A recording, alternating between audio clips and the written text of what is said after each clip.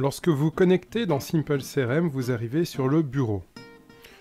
Le bureau contient les interactions du jour, c'est-à-dire ce que vous devez faire aujourd'hui, et les vieilles casseroles.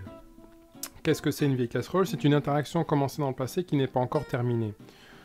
Typiquement, lorsque vous adressez pour la première fois, ou même la seconde d'ailleurs, la parole à un client, il ne va pas signer immédiatement, hein. Ça va durer, ça va traîner dans le temps. Donc on va avoir des choses qui vont traîner.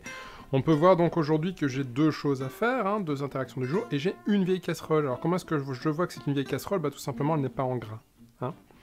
Lorsqu'une vieille casserole est terminée, elle va disparaître de la liste. Donc je passe en terminé. Voilà, je vais rafraîchir. Boum, et vous voyez, elle n'est plus là. Ok. Donc vraiment, le bureau Simple CRM, c'est le centre de commande. Hein. Qu'est-ce que je dois faire aujourd'hui? Après, il est évident que si vous êtes un commercial avec 300 affaires, si vous avez 300 vieilles casseroles qui traînent, vous n'allez pas les travailler depuis le bureau Simple CRM. En général, vous allez faire quoi? Vous allez lancer une requête. Vous allez en haut à gauche. Vous allez prendre rapport. Vous allez prendre rapport des ventes en cours. Ici, je n'en ai pas, je pense. Ah si, j'en ai une seule.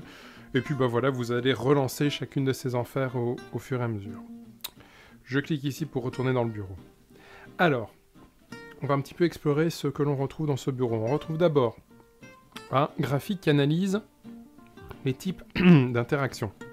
C'est moi, j'ai corde vocale qui lâche. On retrouve les types d'interactions. À quoi ça sert? Tout simplement à faire une autocritique de notre gestion du temps. Par exemple, si je suis commercial et que j'ai 40 interactions de type vente, et que j'ai aussi 30 interactions de support technique, il y a un problème. Hein. Ma valeur ajoutée, c'est de vendre, c'est pas de faire du support. Donc il y a clairement un problème dans le management de l'entreprise. Donc ça permet vraiment de faire une petite autocritique.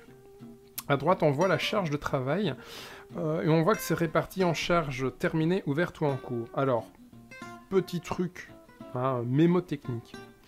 Les interactions terminées sont en vert. Vous pouvez continuer votre route, hein, le feu est vert, vous pouvez donc passer à autre chose. Le rouge, ce sont les interactions ouvertes. Vous n'avez pas encore commencé à travailler dessus, vous êtes à l'arrêt, le feu est rouge. Et puis le jaune, c'est courage, vous allez vers la lumière, ce sera bientôt fini. Okay. Donc je peux voir ici un certain équilibre, on voit que je suis bien équilibré hein, dans le temps en termes de charge de travail.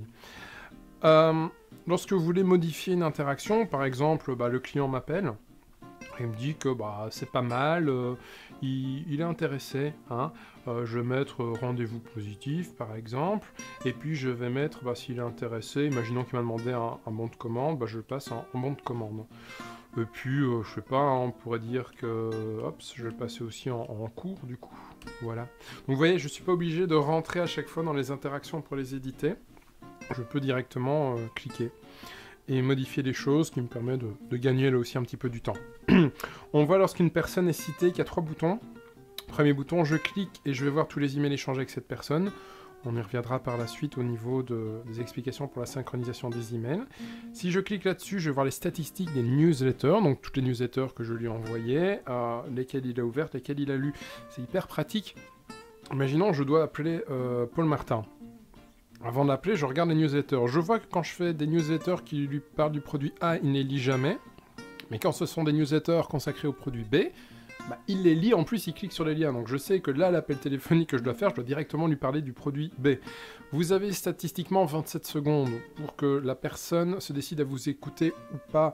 Donc le fait de savoir ce qui l'intéresse vous permet d'avoir un discours axé sur ses besoins réels et donc de passer le fameux cap des 27 secondes.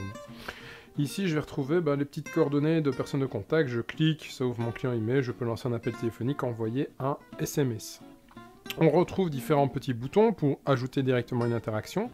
Relever la boîte de réception. Qu'est-ce que c'est relever la boîte de réception? Vous pouvez transférer un email important dans Simple CRM. Imaginons que vous avez reçu un bon de commande depuis votre tablette, votre téléphone, votre ordinateur. Vous cliquez sur transférer l'email, vous l'envoyez dans Simple CRM. On y reviendra par la suite.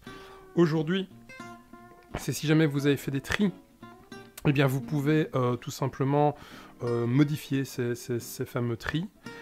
Agenda, je clique et je vois les interactions en format agenda, puisqu'ici elles sont en format de liste. Et si j'ai envie de voir en format planning, je clique et je vais les voir en format planning.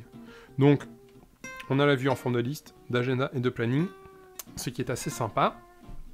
rappel de rendez-vous par email, vous cliquez et vous allez retrouver la petite explication qui vous rappelle comment activer le rappel de rendez-vous unique dans Simple CRM. Le fait que Simple CRM va donc envoyer des rappels aux personnes avec lesquelles vous avez des rendez-vous pour pas qu'ils vous posent de lapin.